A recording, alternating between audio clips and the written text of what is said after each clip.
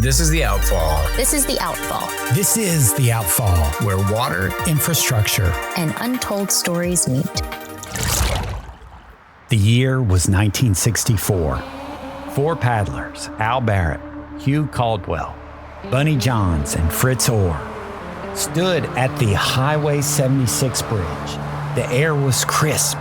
The only sound was the steady rush of the Chattooga's current over the rocks below. They looked down at the river's cold, clear water, their canoes catching the morning light. At that point, there were no parking lots. They had just pulled off on the side of the road. They had no spray skirts, no flotation bags, no quick-release rescue systems, just wool clothing, canvas sneakers, and primitive life vests that offered more optimism than actual flotation. Their paddles were wooden. Fiberglass wouldn't become common for another decade. They're about to attempt something no one's done before. Paddle Section 4 of the Chattooga. 8 miles doesn't sound like much, but what lies ahead will become legendary in paddling circles. Oh, Chattooga, down we go, where the green walls leaning low. White water riding on the stone, a story no one's ever known. The river starts with a deceptively gentle, but soon after, the first bend below the bridge, the forest closes in around them. No roads had ever crossed this section of the river. They ran the yet unnamed rapids slowly. At what would become Woodall Shoals, they saw the river drop away steeply in a large ledge. Past Woodall Shoals, past 7-foot falls, the river seemed to be testing them, each rapid a little bigger than the last. Their grooming canoes, designed for peaceful lakes, not this wild water, bounce through the waves like silver missiles. Then they hear it, a deep-throated roar that makes the previous rapids sound like whispers. They're approaching what will become known as the 5 Falls, 5 Class 4 and 5 rapids, stacked one after another in just a third of a mile. Entrance Rapid lives up to its name, followed by twisted hydraulics of Corkscrew. They navigate, cracking the rock, then face the hungry maw of Jawbone. Finally, they reach Sock'em-Dog, the rapid that will become part of a river mythology. Here, the river seemed to gather all of its fury into one final test. It's here that Fritz Orr's canoe disappears into the chaos, never to be seen again. Some say it's still down there, a silver ghost in the dark waters. Hey, it's Robert, and welcome back to episode 2 of our series on saving the Chattooga. That story about Fritz Orr's canoe, it's just one piece of an incredible history from this time. I have to say, researching this era has been a blast. There's so much happening in and around the Chattooga Basin. We're about to discuss the plans to dam the river, and we'll go behind the scenes as James Dickey writes Deliverance. We're also going to take this story all the way to DC, where one night I even found myself cleaning up archival audio of President Lyndon Johnson himself. It's wild stuff. Okay, thanks for listening. Let's get into it. But while Fritz Orr's silver canoe was settling into the depths of Sock'em-Dog, plans were still being made on how to inundate those rapids forever. The Army Corps of Engineers had already transformed the Savannah, but one prize remained, the untapped Chattooga. Their blueprint, first drawn in 1944, was remarkably efficient. It wasn't just one dam. It was a staircase of still lakes designed to convert all 50 miles of wild water into a power source. The system was designed to work in sequence. First, the War Woman Dam would manage the headwaters. From there, the river's regulated flow would be fed down to the Sand Bottom Dam. Its releases would then turn the turbines at the Rogues Ford Dam, which would submerge the Highway 76 bridge, the exact spot where the paddlers' historic journey had just begun. The final step, the Camp Creek Dam, would inundate the last wild miles. The math for the Chattooga was simple. 3,700 acres drowned. Every rapid, entrance, Corkscrew, Jawbone, Sock'em-Dog would disappear underwater. The government and power companies had already tamed the Tallulah, the Tougaloo, and the Savannah. Then in 1965, the biggest project of them all began right next door to the Chattooga. Duke Power's Keowee-Toxway project was a $700 million plan, which is nearly $7 billion today, to submerge entire valleys and create the sprawling lakes of Keowee and Jocassee. With that kind of momentum, the Chattooga was just the next logical step. But plans, like River Rapids, can look unstoppable, right up until the moment someone finds a new line through. President Lyndon B. Johnson, fresh off the success of the 1964 Wilderness Act, saw protecting the nation's rivers as the next logical step in his Great Society conservation goals. The proposed Wild and Scenic Rivers Act would create a national system to preserve select rivers in their free-flowing state, a direct counterbalance to the decades of relentless dam building. Urged on by his passionate Secretary of Interior, Stuart Udall, Johnson championed the bill, but had run into a wall on Capitol Hill. But standing in his way was one of the most powerful men in Congress, Wayne Aspinall, the Colorado Democrat who chaired the House Interior Committee. They called him Mr. Reclamation. He barely met a dam he didn't like. For 2 years, Aspinall had single-handedly blocked every attempt to protect America's rivers. The deadlock seemed unbreakable. Then in September 1968, Republican conservationist John Saylor made a deal that would save the wild rivers by sacrificing some of them. Knowing Aspinall's obsession with Colorado River projects, Saylor quietly agreed to support 5 federal dams in Colorado in exchange for letting the Wild and Scenic Rivers Act come to vote. It was political blasphemy for a conservationist supporting dams to save rivers, but it worked. On October 2nd, 1968, Johnson stood in the East Room of the White House, ready to sign the Wild and Scenic Rivers Act into law, and this is what he said. A few summers ago, after Secretary Udall took his lovely family on a float trip of high adventure down the turbulent Colorado River, he returned to Washington, and he said that every individual and every family should get to know at least one river. So today we are initiating a new national policy which will enable more Americans to get to know more rivers. So I am signing an act today which preserves sections of selected rivers that possess outstanding conservation values. An unspoiled river is a very rare thing in this nation today. Their flow and their vitality have been harnessed by dams, and too often they've been turned into open sewers by communities and by industries. And it makes us all very fearful that all rivers will go this way unless somebody acts now to try to balance our river development.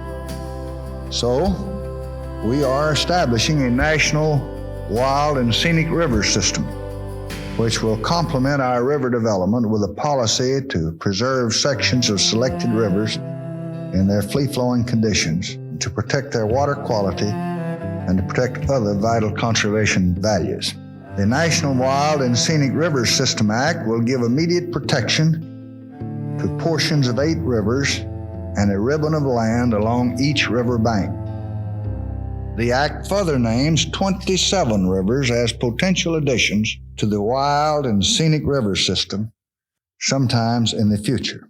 But the Chattooga was not protected by this act. It was listed as a possible river of inclusion. The Chattooga needed something more immediate, something that could capture the nation's imagination before plans became reality. In a cluttered office in Columbia, South Carolina, James Dickey was about to provide exactly that. The Wild and Scenic Rivers Act of 1968 had given Chattooga a chance. Not protection, not yet, but something almost as valuable: time. Time for more paddlers to discover its rapids. Time for more hikers to explore its gorges. Time for a story to finish becoming what it needed to be. In the hazy warmth of an Italian afternoon, James Dickey had a vision that would change both his life and a river's fate. Years later, he described that moment. I was lying in bed in the middle of the afternoon in Italy once where I was then living, and I thought of a few incidents that I participated in and conceived in a kind of a vague and hazy way that these might go into a depiction of an action which might be interesting as a novel. The fear and promise of his canoe trips came flooding back, along with the realization in those wild places, both civilization and its laws feel paper thin. A man alone in that terrain, he mused, could die from a snake bite before help arrived. Or he could do whatever he felt compelled to do, whatever he had to do. In an America growing more violent by the day, this tension between wilderness and civilization, between law and survival, haunted him. But the story's true seed, Dickey claimed, came from a single image, a man with a rifle standing on a cliff looking down at the river. That image wouldn't let him go until he understood why that man was there, what had driven him to that edge. The novel also had a powerful message driven by the trip's leader, Lewis, who urges his friends to see a wild river one last time before it's dammed. Lewis, the physical culture man, has got a very powerful argument for asking these other fellows to do this, which is part of the most obsessive part of our culture now, which is to see marvelous wild country before it disappears. I mean, we all want to do this, and we know it's going to disappear. That the industrialists are going to move in. And it's all going to be gone. And if we don't see it now, we never will be able to see it. In the summer of 1963, James Dickey emerged with a 90-page manuscript called The Deliver. The title, much like the story itself, wasn't quite there yet. His publisher, though, saw gold and offered an advance immediately. But Dickey knew it wasn't quite ready. The characters were there, but different. They lacked, according to Dickey, a certain ambiguity that would make readers question everything. Over the next 7 years, while planners refined their Chattooga Dam plans and more paddlers discovered the river's rapids, Dickey's manuscript grew and evolved, and so did his reputation. By 1966, Dickey had reached the pinnacle of American poetry. His collection, Buck Dancer's Choice, won the National Book Award, the country's highest literary honor, and he was appointed the U.S. Poet Laureate. He was no longer just a rising talent. He was a voice America was forced to reckon with. Finally, grounded in Columbia, South Carolina, Dickey found what he called his balance point. He described it as, quote, the starry place between the antlers, that perfect mythical spot where the forces of mountains and the seas, civilization and the wilderness could finally meet. Through 1969, he wrestled with the manuscript, pushing it to 255 pages. His editors saw what he was creating, which was an enormous, powerful, provocative tour de force. By August, he was down to the last details to make the fiction feel real, checking almanacs to ensure the moon wouldn't be quite full when Ed made his desperate climb up the cliff. In March 1970, Deliverance finally emerged to the world. Okay, for those who haven't read it, the plot is simple, but incredibly tense. It tells the story of 4 Atlanta businessmen who decide to canoe a remote Georgia river one last time before it's drowned by a new dam. Led by Lewis, their weekend adventurer quickly descends into a nightmare. After a brutal encounter with violent locals, the trip becomes a desperate fight for survival, not just against the river's rapids, but against the darkest parts of human nature. It was a terrifying story, and it was about to make the idea of a wild river a national obsession. The book was a sensation. It exploded onto bestseller lists and captivated the country, earning a National Book Award nomination and cementing itself as an instant American classic. But while Dickey's fictional river was about to become famous, the real Chattooga still hung in the balance. When it came time to bring the story to the screen, Dickey had one specific river in mind. Well, the river in the novel, the river I call the Kahulawasi, is really a kind of a composite of 3 or 4 different ones I've been down. I think when we do the film, we'll mainly use the Chattooga River, which forms part of the boundary between Georgia and South Carolina. As Hollywood began sniffing around this raw story of survival, those deep gorges of the Chattooga were still tempting. The race to save the Chattooga was about to become a sprint, and no one could predict which vision of the river would win. And that's where we'll leave the Chattooga, poised on the knife's edge between 2 futures. Join us next time for the conclusion of this story.